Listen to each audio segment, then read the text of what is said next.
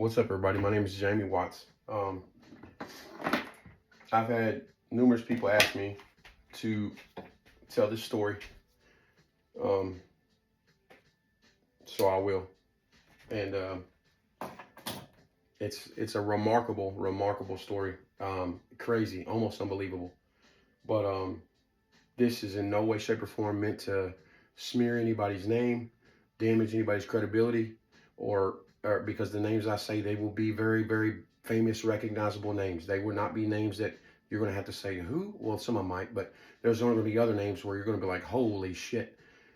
This video is not to damage their image at all. This is just my recollection of events that happened in my life that I witnessed through my perspective and how I perceive things, okay? But I say that to say this. I'm going to tell you my experience with the UFC, the Ultimate Fighting Championship. And I'm going to tell you overall, it was one hell of an experience. God, where do I begin? I'm 40 years old, okay? Like any 40-year-old man, if you're around my age, when UFC kind of hit its popularity with the Forrest Griffin and Stephen Bonner fight from the Ultimate Fighter, it kind of exploded all over America, right? So you saw MMA gyms popping up everywhere, and it was really big. I was 16 years old. I'll never forget. I went to the Kentucky Fighting Challenge, the KFC. Okay, come on. I went to the Kentucky Fighting Challenge, right? And it was at a place called the Continental Inn. Funny story about the Continental Inn. The guy that owned it, which he got shut down for like cocaine distribution and a place that you could go party and, you know, all this stuff that I didn't really know back then. But the Continental Inn was actually owned by this dude named Lonergan Grimes, who his daughter tried to be the governor of Kentucky, which it kind of hurt her gubernatorial chances because, you know, her daddy owned this this big hotel here in Lexington that had all these, you know, rumors swirling around it that it was a real big narcotic haven and that there was really some questionable dealings going on there because this place had been operating since the 70s, 80s, and 90s. And it was the place in Lexington that you went to party, but they had a conference center that they would set up a boxing ring. And they had MMA shows there. So I'll never forget it. My birthday's April 13th. I was 16 years old. Might have been 17. But I went and saw the Kentucky Fighting Challenge 4, okay? And I was there with my girlfriend at the time, my buddy Greg, who's a pastor now in North Carolina, and his girlfriend, and then it was just us four. And we go to the show, and there's a guy refereeing there. His name's Mike O'Donnell. He owns Four Seasons Mixed Martial Arts here in town, which that's the tattoo that I had over my heart, Four Seasons MMA. But he's a referee. I don't know him at this time. He doesn't know me. As a promotion, they have a drawing when you come in. You can sign a piece of paper, and they would pull a name out to get a free gym membership for like a month to go train or grapple or roll or whatever, do jiu-jitsu, blah, blah, blah. It's just a ploy to get people in the door. That's how you marketed back then. You know what I mean? There was you weren't doing this shit on the internet or social media, all that stuff. It just didn't happen then. I'm talking like, this is like 05. You know what I mean? Like, people are not doing that. You know what I mean? Like, it's MySpace days. So anyway, I think like 7 or 8 fights had gone on. And I remember looking at my buddy Greg, and I look like a wild man anyway. Yeah, just to give you a precursor, like, my grandfather died when I was 16 years old. I went to 4 high schools in 5 years. If that tells you anything about how I acted when I was younger. I mean, I turned it up and tore the knob off. Like, I was wild as a buck. And I got into everything that I could get into. You know what I mean? Like, if I wasn't in school playing football or lifting, I was doing whatever the hell I wanted to. Catfishing, running here and there, covered in mud, everywhere in between, a full-size 80-barrel Barnacle, and didn't give 2 shits. You know what I mean? But I was at this MMA event, and this dude named Mike O'Donnell was a fucking legend. But he's refereeing the event, okay?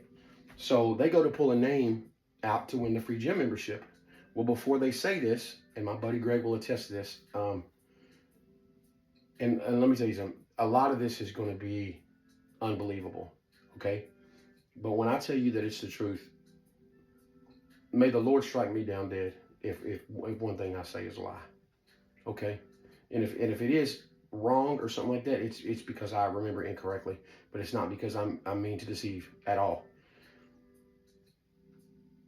About half the fights go through, and they go to pick the name out of the hat, and I look at my buddy Greg, and I'll never forget. I said, "Hey man, they're getting ready to call my name." So I get up out of my seat and I start walking towards, the ring, like, oh, I'm getting ready to win. You know what I mean? Trying to like fake my buddy out, psych my buddy out.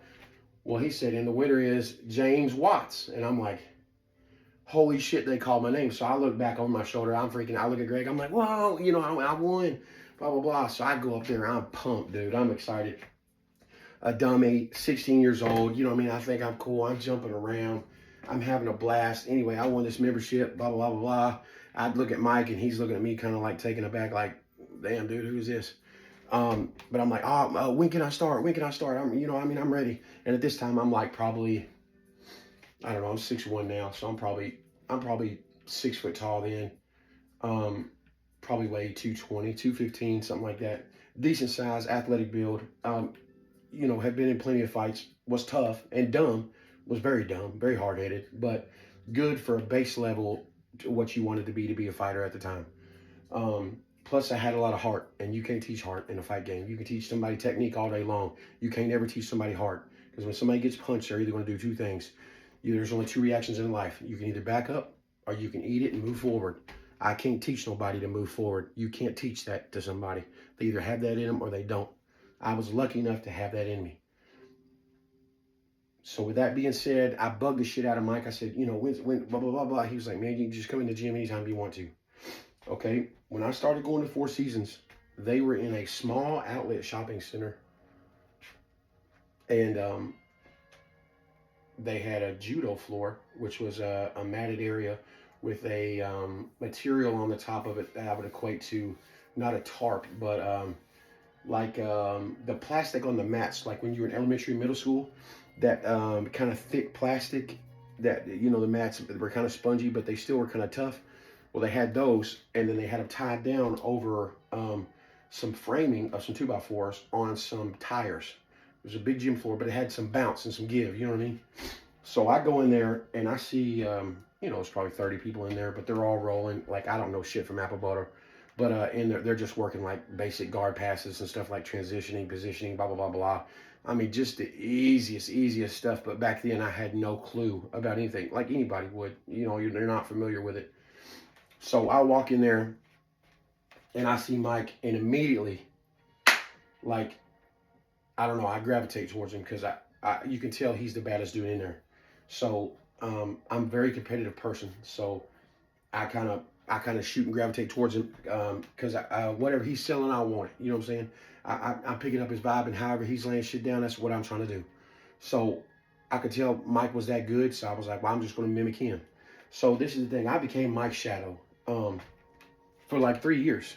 I didn't do anything without Mike. I stayed at the gym all the time. Like, we became friends outside. Once I turned 18, we started kicking his shit. Like, I mean, I was bouncing in the club when I was 17. I lied and told him I played football at Campbellsville University. I was getting in bars and shit like that.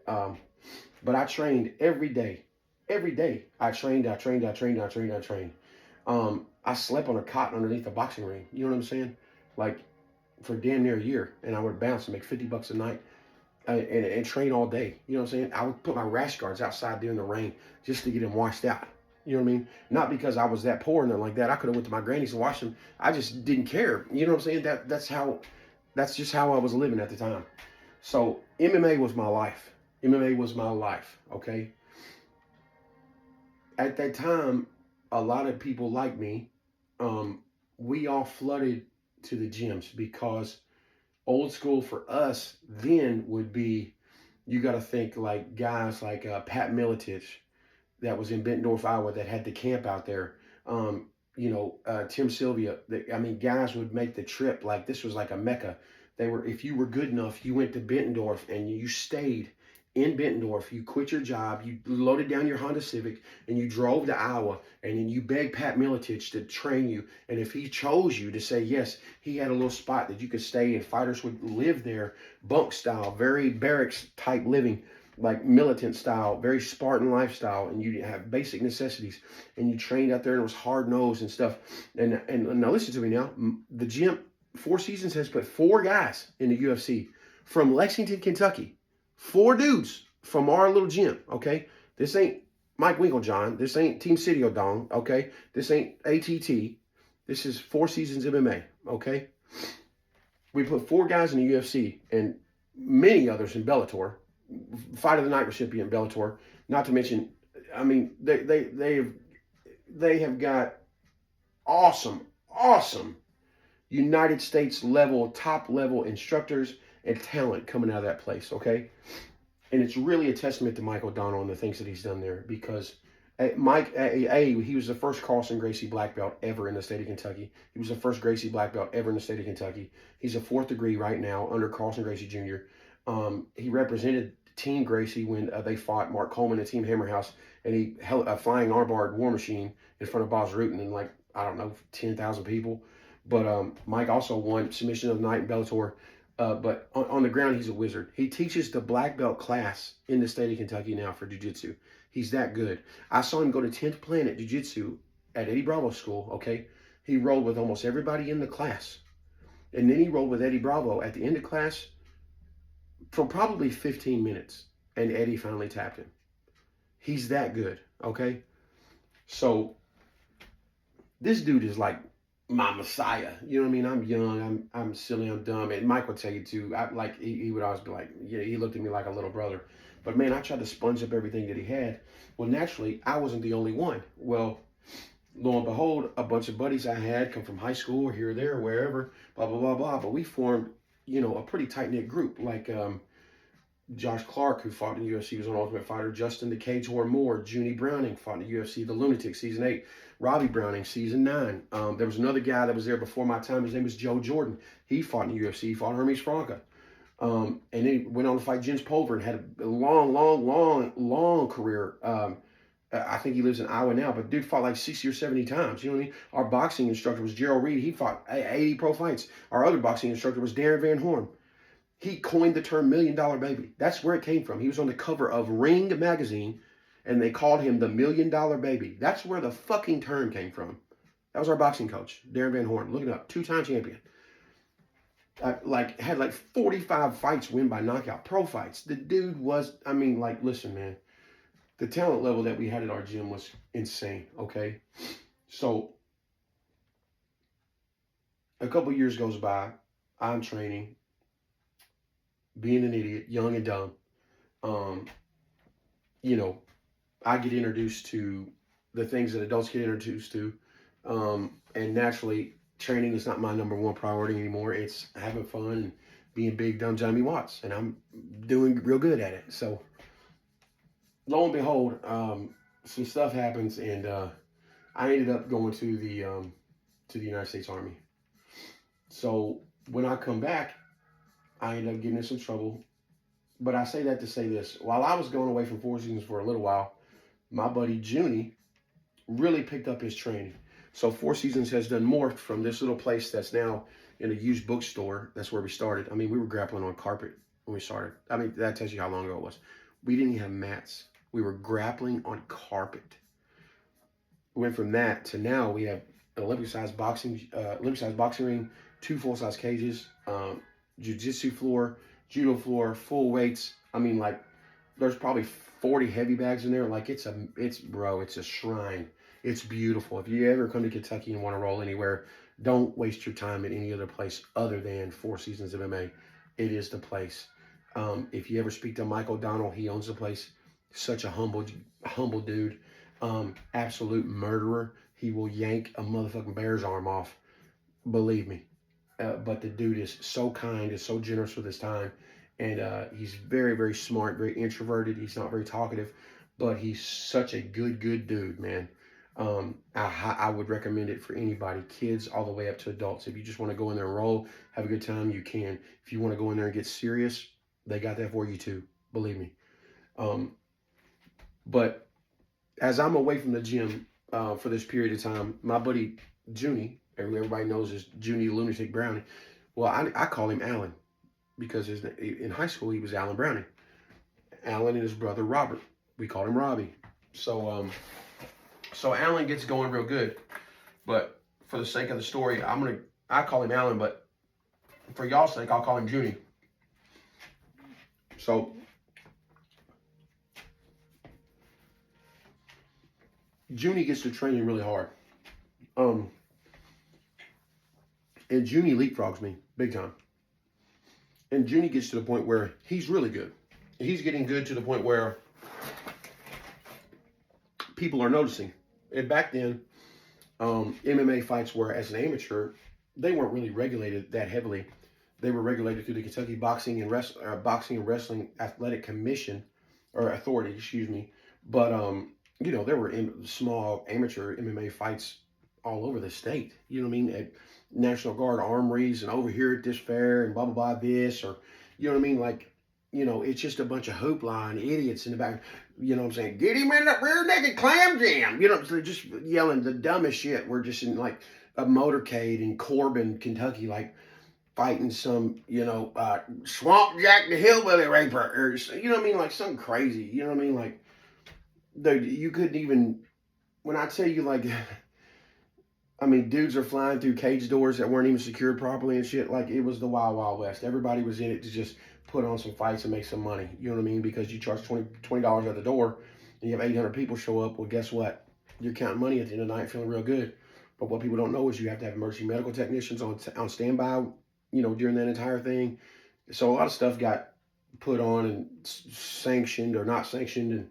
But anyway, my buddy Junie gets real good. His little brother Robbie gets real good. So they get good enough to where people start noticing regionally, not statewide, regionally. I'm talking about Kentucky, Indiana, South Carolina, Ohio, Tennessee, Missouri area, like right here in the mid-USA. So with that being said, there was a company called the AFL, the American Fight League.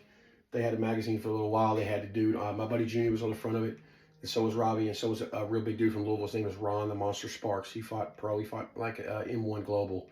Fought in Russia a couple times. Real big dude, big bruiser, brawling sprawl guy. Loves to fight in the phone booth. He was a big tank of a motherfucker. But big dude. But they were on the cover of this AFL magazine. So this American Fight League was supposed to be this next up and coming league. It was supposed to be really big. From what we were all told.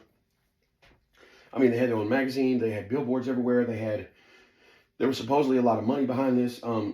This was supposed to be like the next Bellator or something. It wasn't going to be UFC, but it was going to be big. That's what we were all believing. So, and then in Cincinnati, you had George Dragell's school, which produced Rich Franklin and Dustin Hazlett, who fought in UFC forever. But right there between Kentucky, Louisville, and Cincinnati, you had, you know, a pipeline of guys that were getting real good real quick. So my buddy Junie, Alan, he fights amateur and does really well. I think he was undefeated as amateur, okay? And I remember the fight that put him on is, I think he goes out to Oklahoma, and he fights a dude named Logan Barger. But anyway, he head kicks dude, and he kicks his mouthpiece out of his mouth. So anyway, Alan's doing really well. You know what I mean? Like everybody's loving Junie. You know what I mean? Junie. But I call him Alan. But he's doing really good. So he starts to get noticed. So at this time, I've come back to the gym, and I just start dipping training in again. You know what I'm saying? But they've already done leapfrog me to the point where I'm noticeably leaps and bounds behind them. I'm nowhere near to be ready to graduate into my first pro build a fight. You know what I mean? Because when you're a pro fighter, you want ideally, if you have good management, you want take your first couple pro fights. You want to be able to build your resume, just like boxers used to do. So their first 2 or 3 fights, basically they're gimme fights. You know what I mean? You're fighting a guy, but you're in there you're working your timing, you're working your footwork, you're working around. You want to get some cardio in, you want to do this, but you basically walk into a fight knowing that you're going to win because you're fighting a dude who's a turd. You know what I mean? You might be fighting Ronnie Lumpkin from Nicholsville. You know what I'm saying? He's got a spare tire around his gut. Probably looks like I do now. You know what I mean? But you know that you're going to go in there and you're going to piece him up. You know what I mean? You're going to go in there and you're going to work some stuff. If you got some stuff you want to work, you're going to work it. So, and normally you get guys, 2 or 3 times into your pro fighting career. That way you start and it looks good. Your record's 3-0, 4-0, 5-1, whatever. Because you don't want to, run into killers straight from day one. Bing, bing, bing, bing, bing. Because obviously your odds of doing well is not that good. You want to build yourself, build your brand to make you a commodity. That way, when these other bigger promotions see you, they see a good record attached to your name. So, this is what Junie does. My buddy Junie does. He fights a couple good guys, probably better than I would have matched him up with at first, but he beats them. So, he gets told or gets contacted. He goes and tries out for the Ultimate Fighter. And this is when, his season was season 8. So we had already seen the Ultimate Fighter. We knew what it was. I mean, we knew the antics of it all. We knew the craziness and, blah, blah, blah, blah. But the only thing that we had seen before Junie that was anything crazy was Chris Lieben, who was the lefty, the zombie boxer, like the dude that was tough as nails. I love to watch him fight. I don't even care what his record is. I would pay money to watch Lieben fight because he's entertaining. And if you ask any true fight fan, anybody that loves to watch a fight, and I'll never forget this. I don't know if it was Joe Rogan or Dana White or somebody said this, but it stuck with me. It stuck with me for life. They said if you somehow could, at the snap of your finger, could do anything in the world that you wanted to, okay? And somehow you took us all back right now from present day, back to ancient Rome, boom. And you set us all in the Colosseum, okay? The most grand spectacle of all. And somehow you multiply the Colosseum by 10. And you were able to fit everybody in America, or even the planet, in this big dome, okay? And they're all sitting here quietly, listening. And in the middle, you have Plato, Socrates, Aristotle, Nikola Tesla, Elon Musk, whoever. Everybody in the smartest men or women or whoever, the smartest creatures that we've ever uttered their name in life, okay? If you had all those people right there, okay, and one by one, you ask them the meaning of life. Why are we here? The most important question of all of our humanity's existence, okay? And everybody in the Colosseum is dead quiet. And they're on the edge of their seat waiting on their answer. You know what I mean? Because they want to know. If that were to occur, okay, and the minute before any one of them spoke, I jumped up and I said, "You motherfucker," as loud as I could. And I punched the guy to my right, whap, and I go to wailing on him. Everybody in that Coliseum that was looking at the smartest human beings of all time will change their attention from them to me, fighting this gentleman until we are done. That's how human beings are. I don't know what it is about humans that we watch fights or we watch this behavior, but that's just a fact of the matter. It don't matter if you're at a ball game, if you're at a kid's volleyball game. It don't matter if you're at a PTA meeting. It don't matter if you're at the mall. If somebody loads up and wallops the fucking tar out of somebody, wham, and gives them a motherfucking wallop, bow, you fucking watch it. Think about it. Anytime anybody's ever fought in your life that you've been close to, and you see, you're like, oh shit, they're fighting over there. You know what I'm saying? Or in school, hey, they're fighting over there, or at the ball field. Oh shit, they're fighting.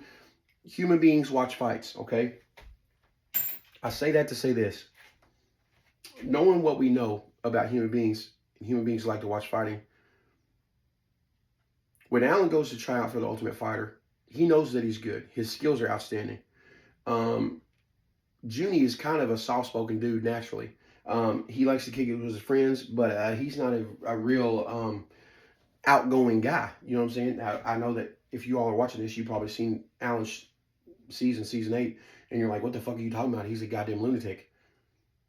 You got to understand, we created that guy before Junie ever went out there, okay? Because there's one thing I know in life. It doesn't matter if you're the best fighter in the world, okay? Let's say technically you're the best fighter in the world, okay? But let's take somebody like Josh Koscheck or what's the dude that went to Purdue wrestler, John Finch or GSP or whatever. You could be a John Jones, any of these guys. You could be any of those dudes. And if nobody gives a fuck that you're fighting, it doesn't matter. They have to want to see you, okay? This is why Tito Ortiz was so good back in the day. Because you either loved him or you hated him. But there was no indifference, okay? Because that's the worst thing a fighter can have. Is when they call your name and motherfuckers are like, all right, man, let's go. Here we go. You know what I mean? Like, they could really care less. When they call Conor McGregor's name right now, motherfuckers are yelling their goddamn banshee heads off, or they're booing the fucking dog shit out of him. You know what I mean? Because he's captivating. It don't matter what his record is. Same thing with Mike Perry. Same thing with a bunch of guys.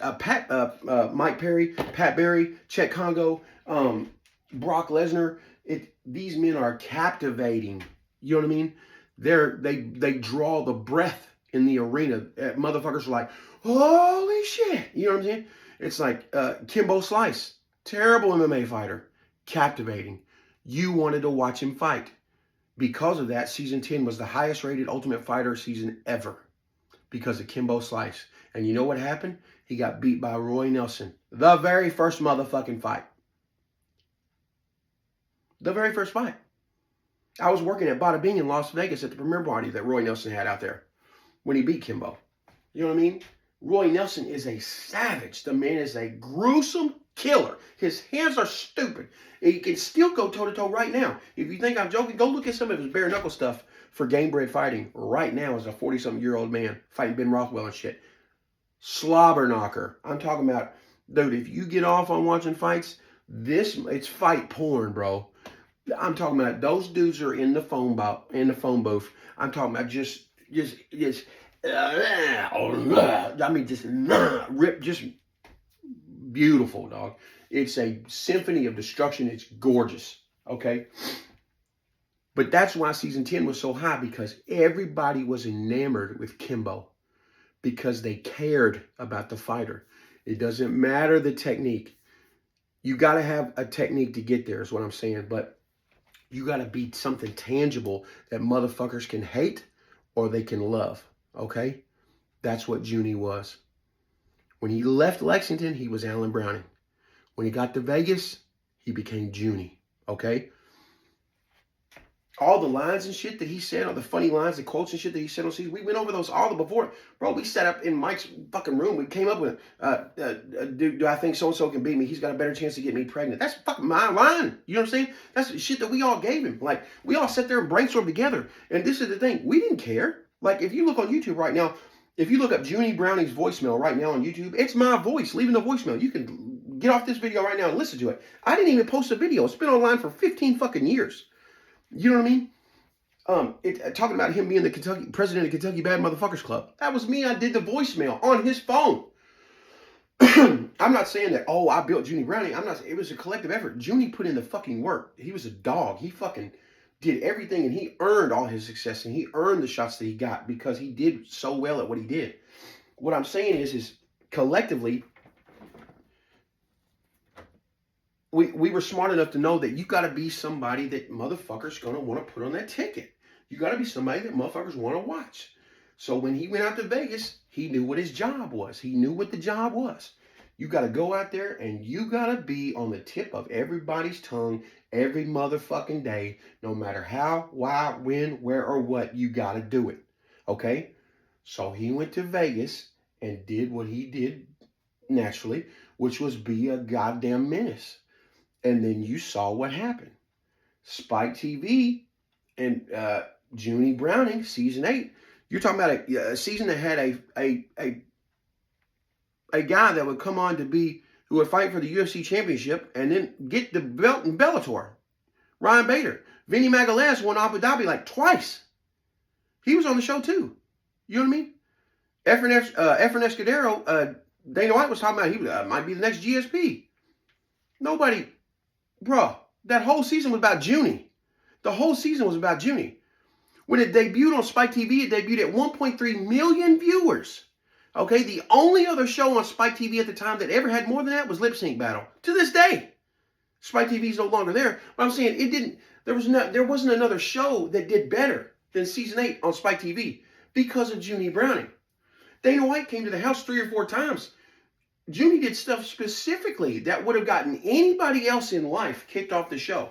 He threw broken glass at people, threatened their lives, caused bodily harm. Dana White never kicked him off the show. How many times have we seen Dana kick motherfuckers off the Ultimate Fighter for way less? Many. Now, what do you and I know about this situation? Dana couldn't kick him off the show because he was a ratings guru. Because this is the thing. Everybody started to hate Junie, so everybody started to tune in hoping he would get his fucking ass kicked. But the thing is, he became tangible. He became marquee because motherfuckers wanted to see him. Regardless what they wanted to see, the outcome was they wanted to see him. They wanted to tune in. Dana knew that. He's smart. At the time, Joe Silva was the matchmaker. Those dudes are genius. They're genius motherfuckers.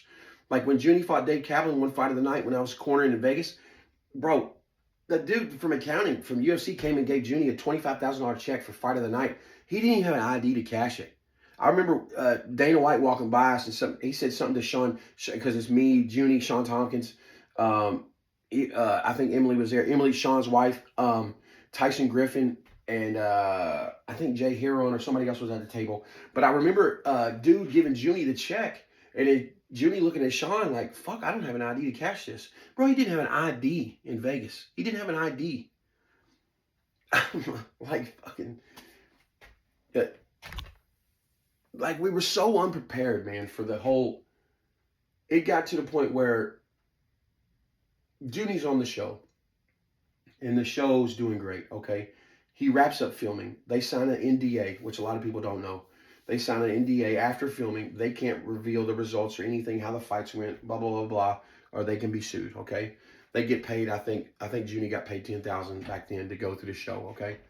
So then the show airs, which is, they film for a couple months, and then, you know, they cut and edit, blah, blah, blah, blah. And then the show airs, and it runs for, I forget how many episodes it is, maybe like 12. So that's what, 3 months? 4, 8, 12, yeah, 3 months. So then comes the finale. So as the season goes on, first off, my dog Junie Browning was the #1 pick by Frank Mir for 155ers. Believe it, even though dick-eating Frank Mir folded and tried to call him a dumb hillbilly and call him stupid and everything, which Frank's old glass house shouldn't throw rocks, motherfucker, too, because he's an old turd ball, cheating on his wife, working at Spearmint Rhino and shit when he was a bouncer out there, and he tries to act like he's all admirable. He's an old straight dirtbag, likes to get in that motherfucking dirtbag. Frank, I done seen you out there, bub. Anyway, regardless of that, having your daddy throw the towel in when Big Brock was back there whooping on you, thumping that motherfucking noggin, wasn't he, Frank? I don't know if you can tell, but I can't stand Frank Mir the way he talked about my dog. But anyway, regardless, so the show's popularity was based off Junie, okay? I'll never forget, we were at the Palms eating, and the guy comes around and gives Junie the $25,000 check. Because the Ultimate Fighter, the finale was at the Palms. And he gives Junie the check, and Junie's like, I don't have an ID. So I think Emily or somebody cashes it or deposited it for him. But I remember Shawn looking at him, and he said, Junie, he said, everything is going to be different from right now, bro. Everything in your life is going to be different from right now. At the time, Junie had just broke up with his girlfriend. I had just broke up with this chick that I was dating in Bowling Green. She's the mother of my twins. She put my papa's flag outside in the rain. I was like, if you don't do that, we're done if you do that. Anyway, we never should have been dating anyway. Like it went way farther than it should. She didn't love me. I didn't love her. I mean, she cheated on me. It didn't matter. Like, we never should have been together in the first place. What I'm saying was, I was living there. Some shit happened. I ended up leaving. I said, well, fuck it, I'm going to Vegas. It just so happened Alan called me that morning. He just broke up with his chick. He's like, hey, bro, when are you going to come see me? I'm like, what the fuck do you mean? He's like, I'm in Vegas. I'm like, well, fuck, I mean, I don't know. He's like, I'll pay for you to get here. I said, bet. When do you want me there? He said, tomorrow. I said, fuck it, all right. That turned into like a year of my life. So I'll never forget that girl called me too. She's like, "Where are you? I seen pictures at the pool." It's like on Facebook or something. I was like, "I'm at the pool." And she's like, "Yeah, I see you over there at College Streets," thinking I was there in town in Bowling Green. I was like, "No, I'm at Tao, like in Las Vegas." She was hot. So mad, so mad. But she got over it. Needless to say, she came to visit me like 5 months later, and we had a hell of a weekend. And fast forward, now I have twin 13-year-old daughters because of that weekend. But regardless, I go out there, man, and I get to Vegas. Okay, and this is what you got to think. You got Junie Browning, who's fresh off the Ultimate Fighter season 8, who he's the biggest star from the show. Bigger than Ryan Bader. He's bigger than Vinny Magalhaes. He's bigger than Efren Escudero. He's bigger than anybody from the show. I mean, we were at the UFC 100 Expo, and you got to think and I'm a hillbilly from Kentucky, who's never been nowhere, and never bumped uglies with no type of upper echelon of type motherfucker at all. Now I could hold conversation with anybody. I could talk to that refrigerator, but this is the thing. These people were in a class that we weren't used to mixing with. Okay, so when I got to Vegas, it's basically Alan by himself because Jennifer was taking care of him and shit like that, which she was basically being his nutritionist and shit like that. He was going to the gym all the time. But then you subtract her, and then the addition that you give was me, because me and Alan are the same guy. You know what I'm saying? And then as soon as I got there, man, it just became party. And when I say party, I can't describe to you. It's unbelievable. It's unbelievable. I'll put it to you like this. When I got there, I met Shawn Tompkins. Rest his soul. He's passed away now. He died of a heart attack. Shawn Tompkins used to be a coach for the IFL, the International Fight League. Shawn Tompkins learned under Boz Rutan. Shawn Tompkins was a multiple world champion in kickboxing. He was the head striking coach at Extreme Couture. He was married to a woman named Emily. Beautiful woman. A very, very nice woman. I mean, we slept on the floor at Shawn's house more times than I can count. You know what I mean? Like, they treated us so well. Me and Alan from Kentucky. Like, Shawn almost kind of looked at us like a science experiment. You know what I mean? Like the way I talk and like, like my twang or whatever. He's like, I could tell y'all from the hills, or, just stuff that I wouldn't think is weird or abnormal. They could just tell. Plus, they were from Canada. You know what I mean? Like they were looking at us through like a fisheye lens, like we were like in a test tube or something. Like they couldn't believe some of the shit that we were doing. You know what I mean? So, I mean, it was just recreation to them. You know what I mean? Like they were wrecking off us hardcore, and we didn't know. We didn't care. You know what I mean? So we were having a blast. So, like, I mean, we were lost. I mean, don't get me wrong. Like I said, that UFC Fan Expo, at the time, the dude that had the belt was Sean Shark. He's a 155er. They called him the Muscle Shark. He got in trouble for some steroids and shit, but he was a small guy, super fast, quick hands, very tight, technical boxer, strong single and double leg, very tough. He had the belt at 155 at the time. And I remember this expo that they had Alan at signing autographs, okay? And this was a big fucking deal. You got Brock Lesnar at the table, who had not won the belt yet, but he's Brock fucking Lesnar. You got GSP, who's supposed to be there, but he's not there yet. He was running late, which I have a GSP story that I'll tell later, but he's not there yet. He's funny as fuck. But, and then you have Matt Hughes, who's the champion, and then you have Sean Shark, who's the champion. And at the same table, at the end, but at the same table, you got my boy Junie signing autographs. It took me years to understand this, but I step back on that moment now and I think I didn't understand the magnitude of that moment, because you got all these guys that are accomplished and that have done all this stuff. And then you got my dog right here, bright-eyed and bushy-tailed, eyes wider than a motherfucking, I mean, this big, wired up 220, ready to turn it up and tear the knob off. You know what I'm saying? Sitting at the table with all these dudes that had accomplished so much, and Alan hadn't done shit yet. You know what I mean? But that's how popular he was. That's how big his name was at the time. You know what I mean? It was fucking huge, man. Like, it was huge. Like, when I tell you, when he won Fight of the Night, when we left that night, when we went to Tao, I can't even describe to you the level of rock star that I felt like, and I'm a nobody. You know what I mean? I wasn't nobody then. But when Junie walked in there, man, the whole club stopped. And this is Tao Vegas. You know what I'm saying? Rose petals from the ceiling. Half-dressed dancers in bathtubs suspended above you. Clear back, you know what I'm saying? Like champagne, $5,800 a bottle type shit. You know what I mean? Can't even get in unless you got a jacket on. You know what I mean? Son, they let us. They let our group in there. I could have been wearing one sandal and a motherfucking trash bag, and they walked us in there in front of everybody. You know what I mean?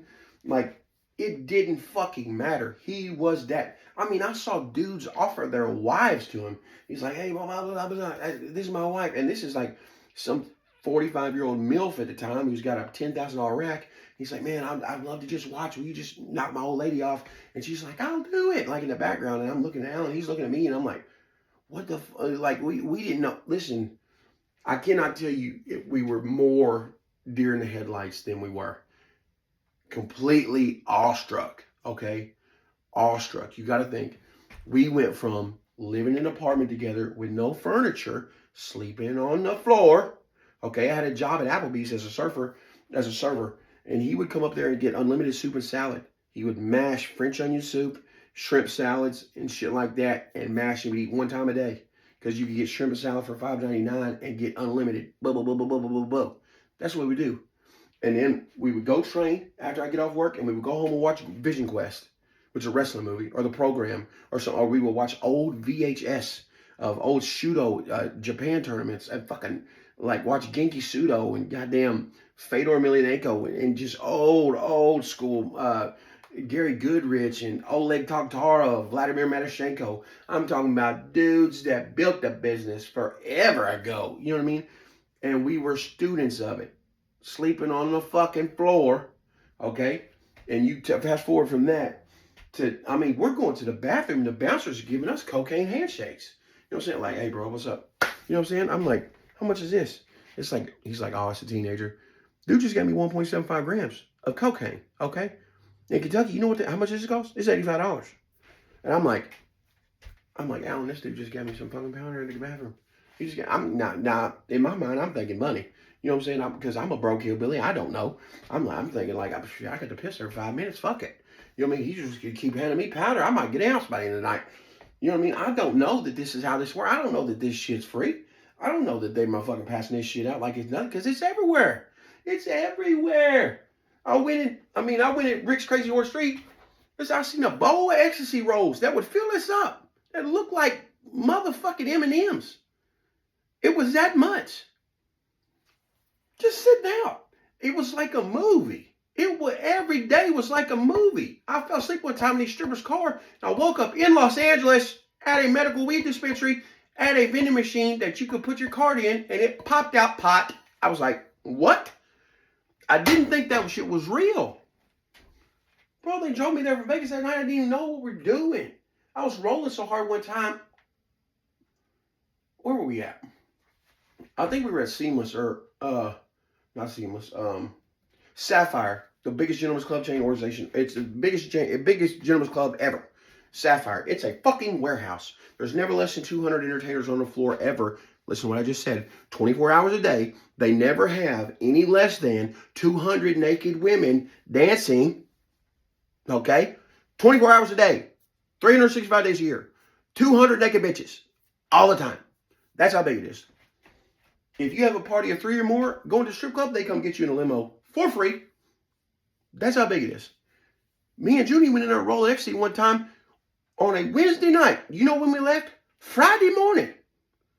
We lost a day somehow in there. I don't know how. This is what we were doing. Okay? We were in a parking garage one time for 2 days. Didn't even mean to party in there. Just got fucking stuck in a Saturn. Couldn't get out. So fucked up, man.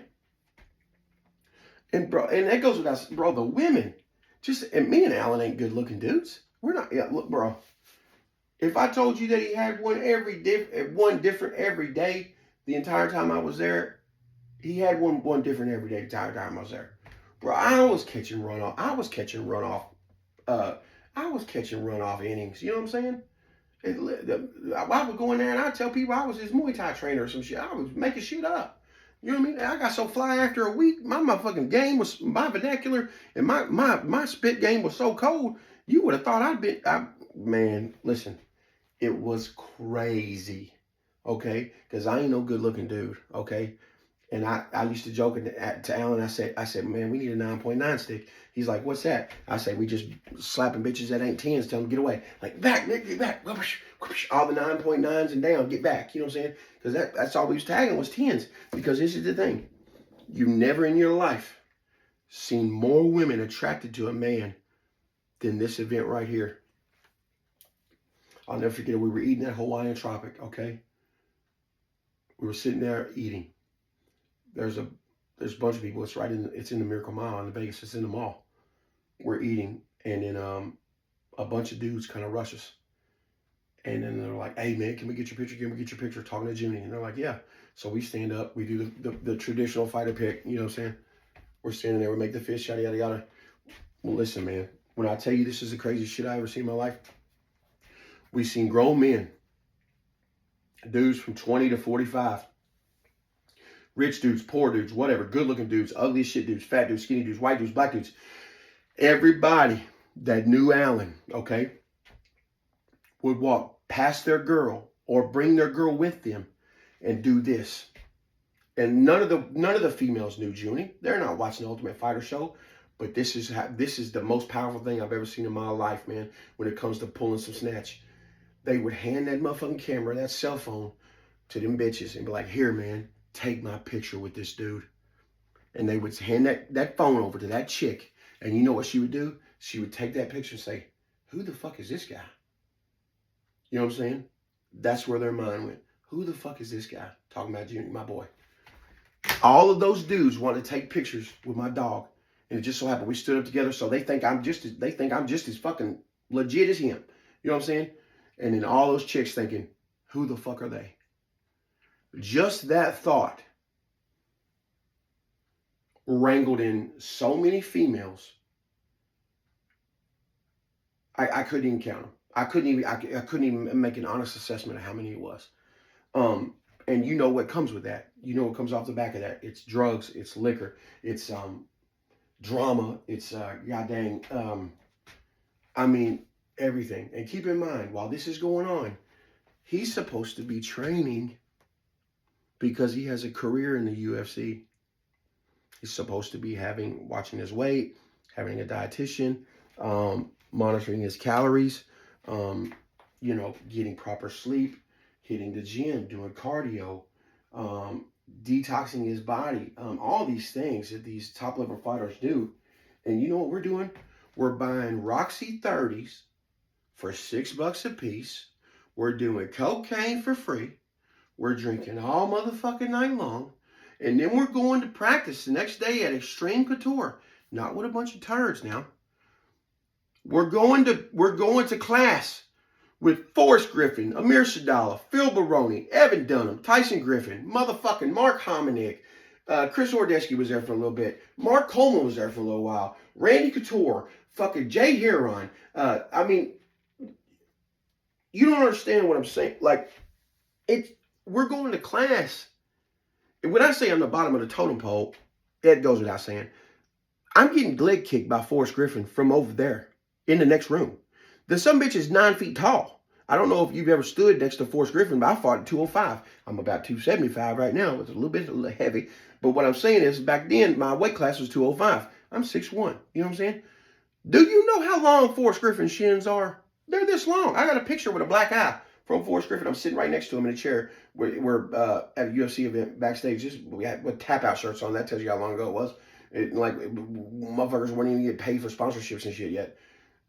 His shins are this big. The motherfucker could kick you from across the room. He beat Rampage like that for the belt, kicking the shit out of him for 5 rounds. I was getting murdered every fucking day. You know what I mean? Junie was barely hanging in there. He wasn't taking care of his body. He wasn't taking care of his mind. Not to mention the fact that Alan went through a ton of trauma as a kid. You know what I'm saying? We both did. Mentally, we weren't ready to have the money. We weren't ready to have the access to things that we did. I mean, he signed with the Gnarl Sports Marketing Group, and Shawn Tompkins tried to mentor him the best he can. And, Emily tried to put the brakes on him the best that she could. But there was just no containing it. I mean, this thing had gotten so big. And it had gotten so big so quickly. I mean, once it was out of hand, it was out of hand. I mean, when he fought Cole Miller at Ultimate Fight Night, I think it was 19 or 18, at the Soul Mate Center in Nashville when I was his corner man there.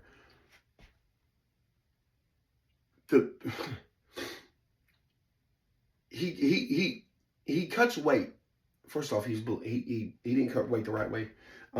He would get close to the fight and he would make himself throw up. He'd be bulimic. You know what I mean? So he's cutting weight the wrong way. But he hated cutting weight, which everybody does. If you're a real fighter and you cut weight, you fucking hate it. Nobody likes it. Nobody likes starving yourself. Nobody likes getting in a sauna suit. Nobody likes shadow boxing in a fucking sauna. It fucking sucks. It sucks cutting weight. It sucks.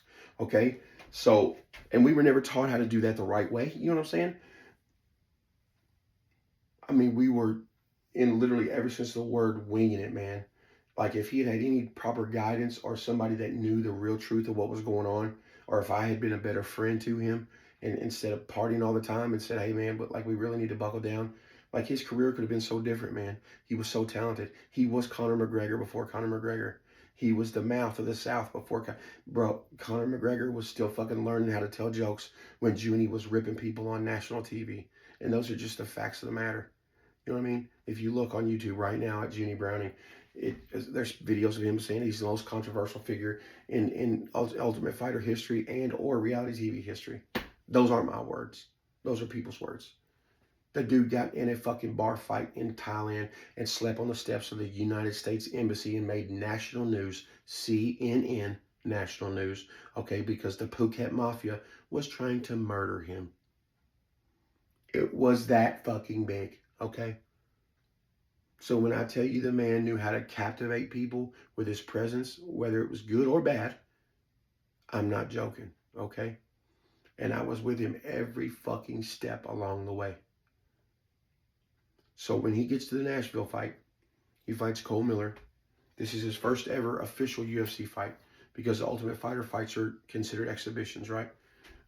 So he fights that night, Ultimate Fighter 8 finale at the Palms. He beats Dave Kaplan. Second round submission. Wins fight of the night. $25,000. From that point on, the world was forever different. I come home for a little bit. Then the Nashville fight happens. I corner him there. Me, Randy, Shawn Tompkins, which I've got photos of. You can see on here. He loses first round. Immediately sinks into depression. I mean, seconds after the fight. Even in the post-fight interview, talk about, he's like, well, I guess I can always flip burgers at McDonald's. Oh, no, Dana White's going to cut me, blah, blah, blah.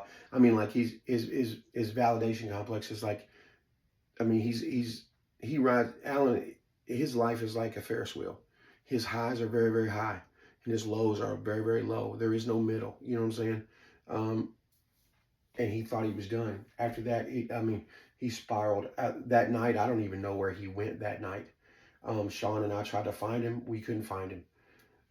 So Shawn Tompkins and we went and chilled with Mark Delagrati, who was Kenny Florian's coach at the time. He owns Team City Odong, a famous UFC announcer who's no longer with the company. Got fucked. He'd never snorted an Octagon before. I had a pocket full of real OCs. Okay, so there I am, and I'm not saying this to defame anybody's name or nothing like that. Mike Goldberg inside the Octagon. That dude, he never snorted an Oxycontin before. He sits down, bro, and he rips half of an 80. He does 40 migs off the dome. Get. He's like, what do I do? Just smell it? I'm like, just smell it? What type of lame motherfucker? You want to smell it? Snort it, motherfucker. You know what I'm saying? So Shawn Tompkins is cracking up. Mark Delagrati's laughing. Blah, blah, blah. We're having a good time.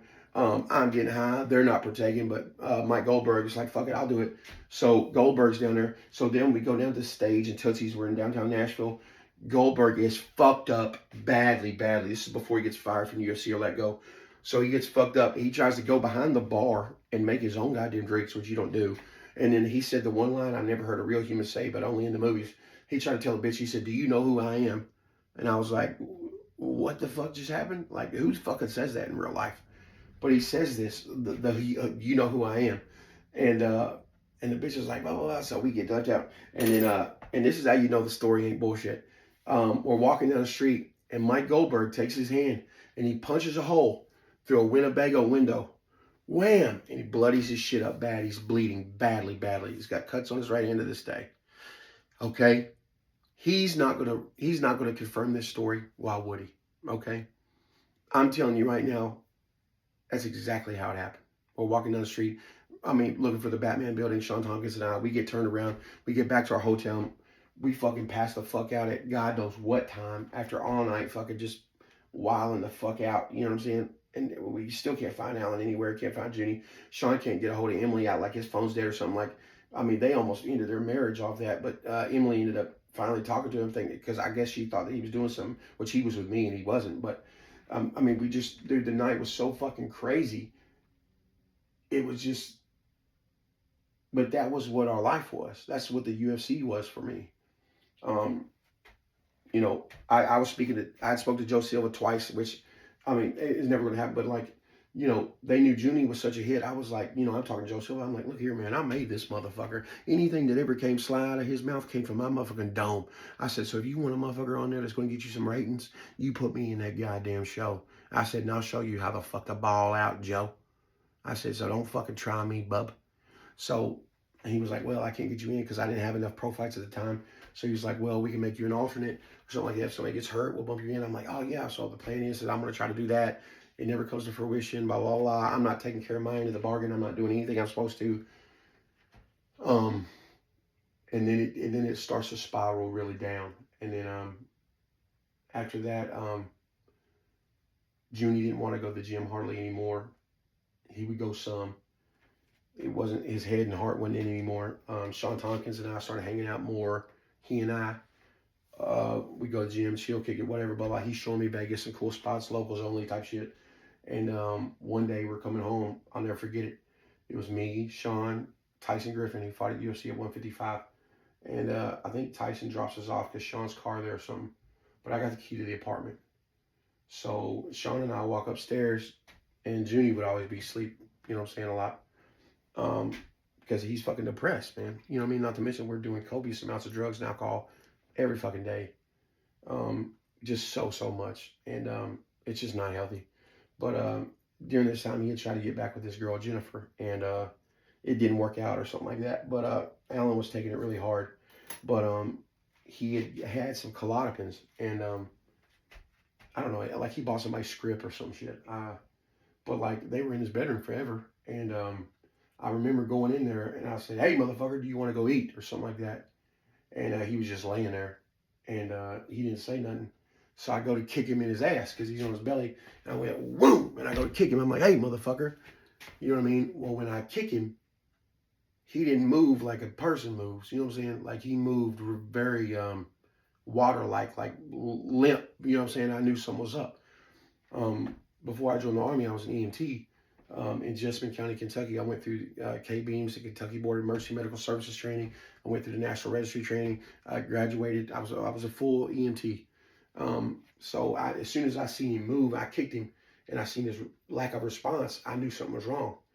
So I'm like, Alan, and I grab him and I go to turn him over, and he's pale and he's unresponsive to anything. No painful stimuli. I did the sternum rub. I'm slapping the fuck out of him. I'm doing everything. I mean, my training's coming back. I'm starting to get tears in my eyes because it's my buddy. I love him. He's my dog. You know what I mean? And he's not responding. I think he's gone. I'm trying to listen for breath sounds. I can't really hear nothing. I pick him up out of the bed, baby birdie, straight over the shoulder. I tell Shawn, I said, get me to the, I said, we got to get to the closest hospital now. So Shawn Tompkins is driving us. To this day, I can't tell you what hospital we were at.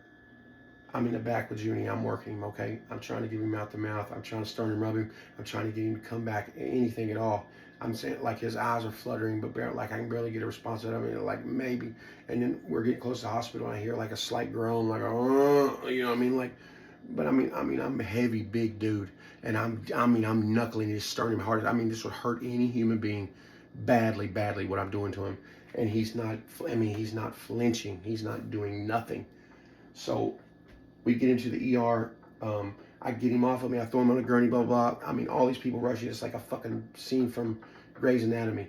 They all rush him. They're running him back. They're like, "What?" I said, "I think he overdosed. I think he took a bunch of Klonopin." Come to find out, he took the entire bottle, which was like 68 or 78 Klonopins. They give him whatever the shit is to get him out of the overdose, I guess, to counteract or whatever. Anavar, Anadrol, or something. I can't remember what the shit is. But anyway, they give him the shit to get him out of the overdose, right?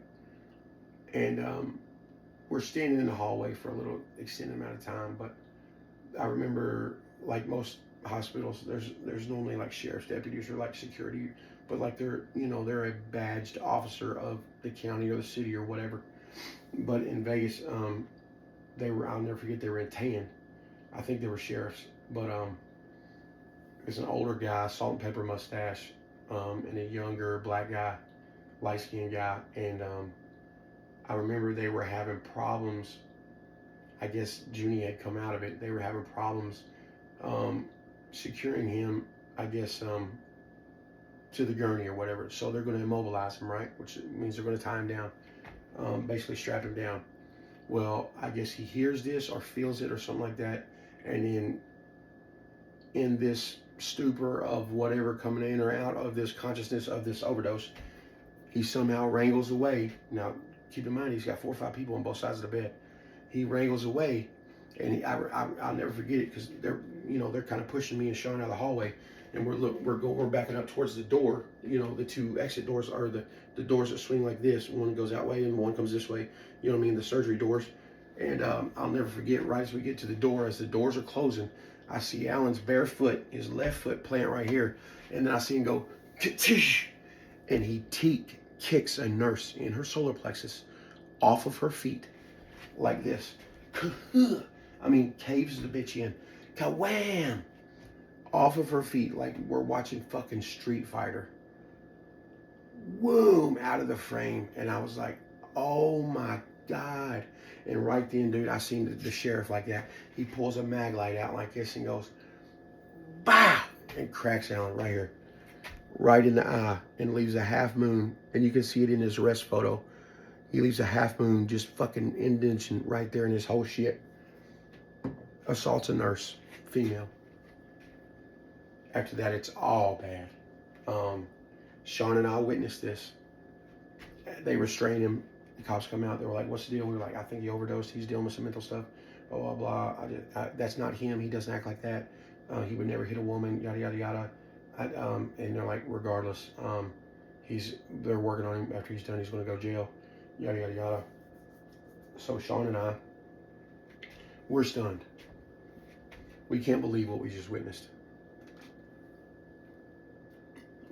We get a taxi to like this locals bar, and we're just sitting there, and it's like one of those bars that's got those old school fucking, in Vegas, they got the bars that go over, and they got the fucking, the old school TVs right here. You put $1 in, it's like 3 rows, you click it, and it's, some old school gambling shit. And I remember just sitting there looking at it, not even fucking playing.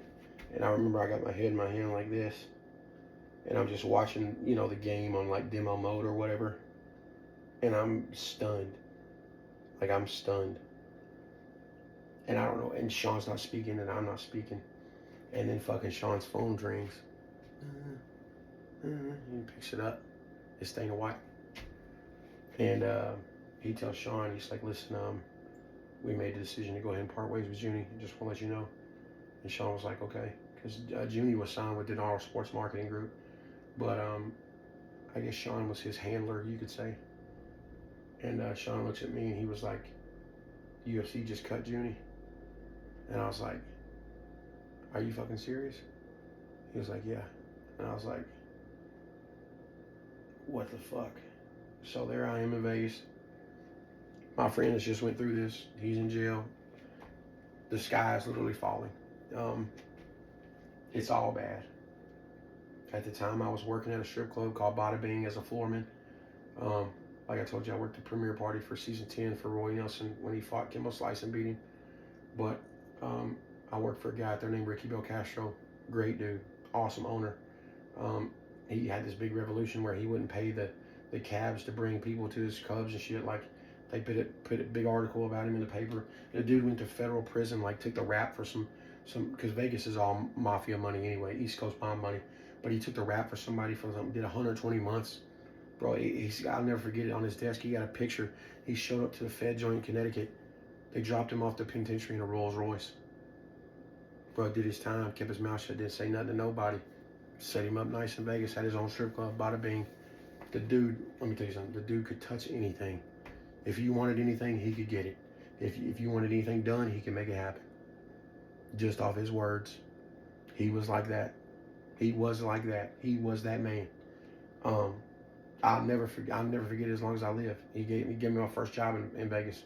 Ricky Belcastro. He's passed away now too. But I was working out there at the time, and I was making good money. I mean, I was making $300-400 a day, and I remember Shawn telling me that they were like, "Hey man, Alan's going to go, to basically like this I Love You hospital, or like basically a rehab or mental health, whatever." So Alan issues his public apology.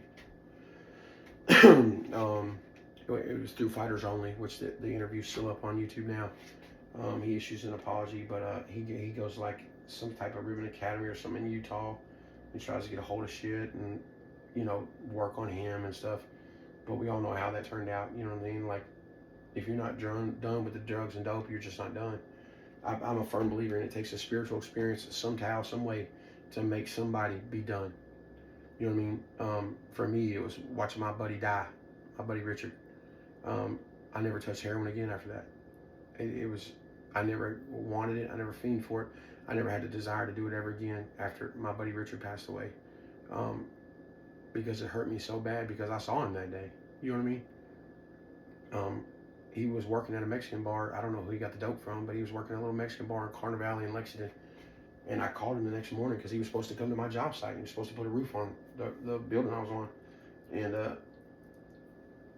I called his mom. I called his phone like 10 times that morning. I'm like, and finally his mom answered, or female answered. I thought it was some chick. I was like, "Who is this?" She was like, "Is this Jamie?" And I was like, of course, the criminal in me. I'm like, "Who's this?" And she was like, "This is Richard's mother. I just want to let you know we lost Richard." And I'm like, "What do you mean you lost him?" Because one time, like, he was fucked up on Xanax, and like, he got down to Atlanta, Georgia somehow and called me. Like, he was supposed to meet me at my house in Cynthiana. And he's like, "I don't even know how I got here." But I'm like, "Oh, you lost him?" Like, I'm like, "Fuck, man, where could he be?" You know what I mean? But he had passed away that evening, and never found out who sold him the dope. Never found out. You know what I mean? Nothing but like, that was a turning point for me because that's when I was done with heroin, man. I was just over it. You know what I mean? But Alan hadn't had that experience yet in his life to where he really wanted to be done with shit, and so he continued his, what he was going through, and then I went back home to Bowling Green because, like I told you, the mother of my twins came out there to visit me during all of this in the previous whatever, and then she calls me and says, her ego's prego. So in my mind, I'm thinking, well, Junie's gone. He's working on himself or whatever. I'm in Vegas by myself, living in this apartment. Shawn Tompkins had just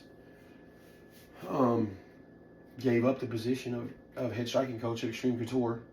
Because the UFC was getting ready to open their UFC gyms. They hadn't even opened their UFC gyms yet in Las Vegas, and I think Shawn was going to take a position there or at BJ Penn's RVCA facility or something like that. But he stepped down at Extreme Couture. So I was in this place where I was like, well, fuck, man, maybe I'll just go home. You know what I mean? So I went back to Bowling Green to Ashley, and I went from living that life to working for her dad, installing methylene methacrylate floors and epoxy-based flooring systems. And when you fly that close to the sun, and then you try to be a regular 9-to-5 square, to say that I had problems adjusting was an understatement. That understatement got me eventually 10 years in the penitentiary in the state of Kentucky, which I served out December of 2022. But yeah, I came home and I tried to live a lifestyle that was conducive and or the same as Vegas, and it just wasn't happening.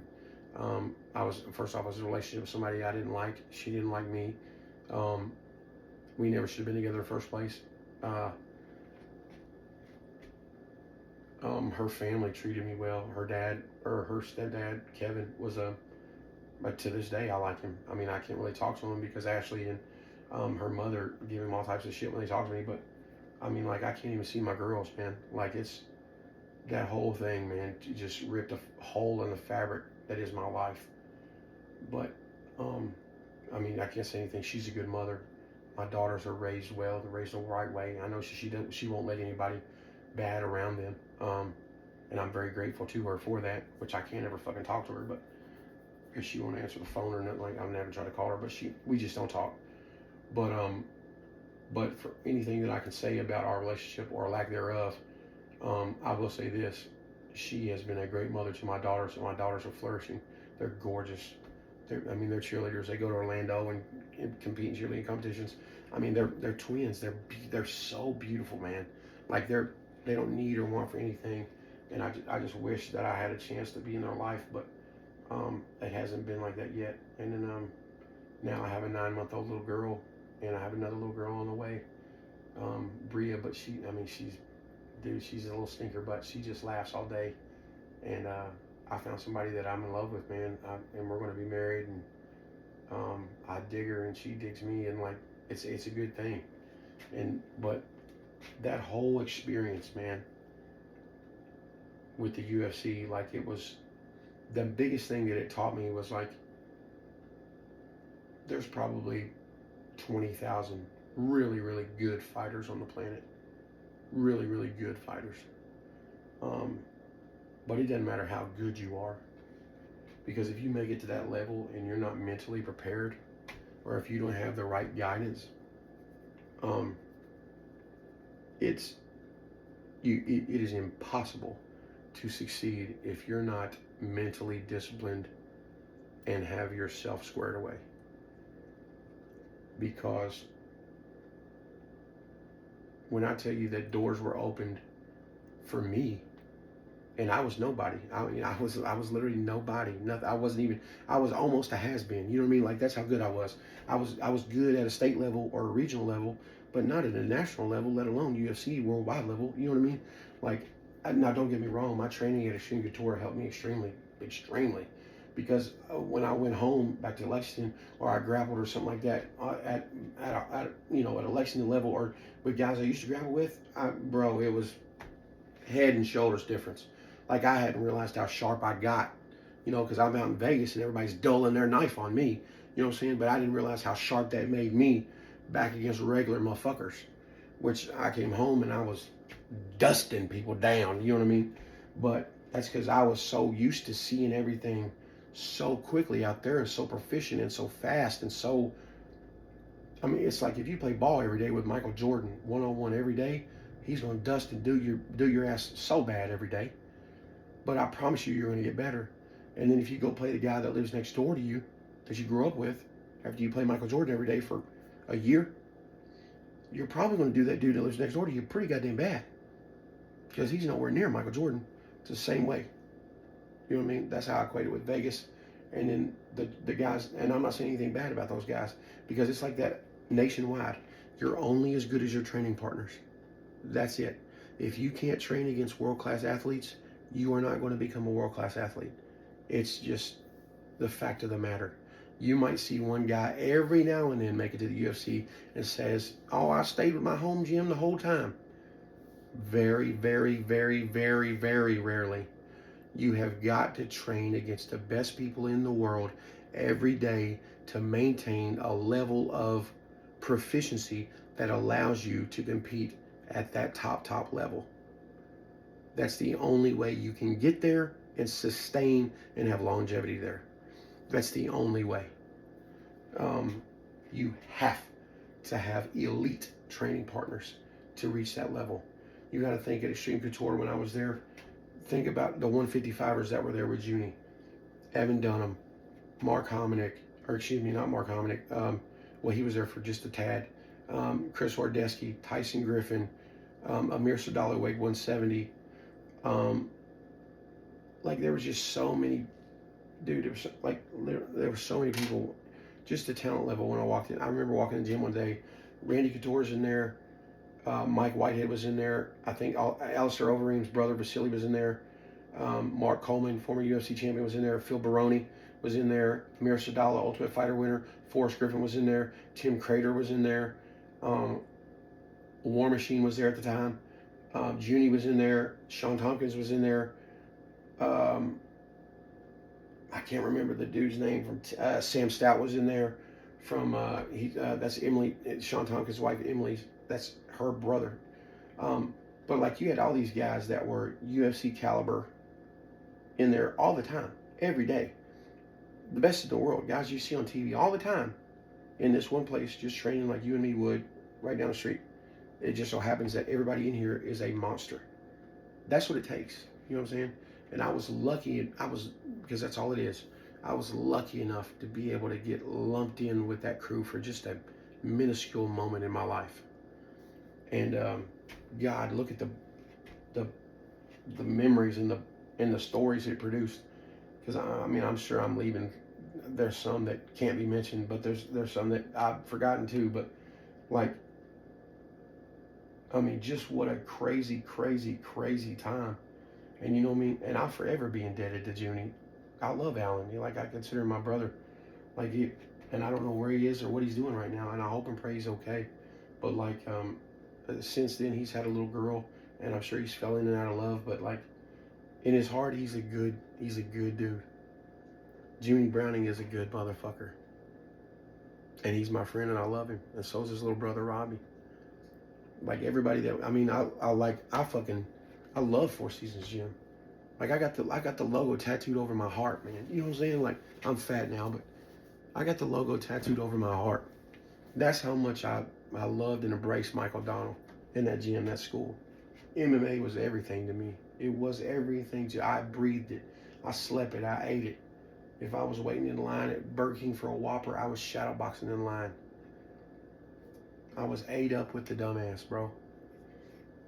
But that was my UFC experience. And I hope that if there's any young fighters watching this, please use this story or use these words as a form of advice as what not to do. Because you don't know how close my buddy almost had the world at his fingertips had he done it the right way. I mean, that close. He was that close because he was poised and had the ability to captivate in such a way that, I mean, he could have been huge, man. He really could have. You know what I mean? If we were smart enough to put the right people around him and subtract maybe the wrong ones, you know? But, yeah, that's how it all went, man.